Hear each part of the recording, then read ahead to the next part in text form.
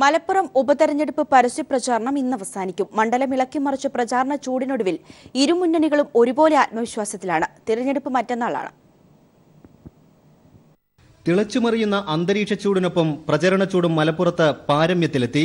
മുഖ്യമന്ത്രിയും വി.എസും കോടിയേരിയും എ.കെ. ആന്റണിയും ഉമ്മൻചാണ്ടിയുമെല്ലാം നേതൃത്വം നൽകിയ അവസാനഘട്ട പ്രചരണം ഇരുമുന്നണികൾക്കും ഒരുപോലെ ആത്മവിശ്വാസം നൽകുന്നു.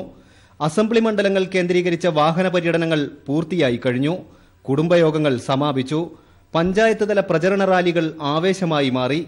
പരസ്യപ്രചരണം അവസാനിക്കുന്നതിന് മണിക്കൂറുകൾ മാത്രം ശേഷിക്കെ പരമാവധി വോട്ടുറപ്പിക്കുന്നതിനുള്ള തിരക്കിലാണ് മുന്നണികൾ.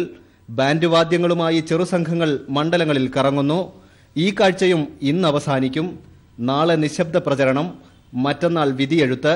മലപ്പുറത്തെ പതിവ് രീതികൾ വിട്ട് നല്ല രാഷ്ട്രീയം ചർച്ചയായ ഈ തെരഞ്ഞെടുപ്പ് ഫലം അനുകൂലമാക്കുക എന്നത് ഇരുമുന്നണികൾക്കും അഭിമാന പ്രശ്നമാണ്. മലപ്പുറത്ത് നിന്നും ക്യാമറാമാൻ ജയേഷ് വില്ലോടിക്കൊപ്പം കെ.ടി. സാലിഹ്.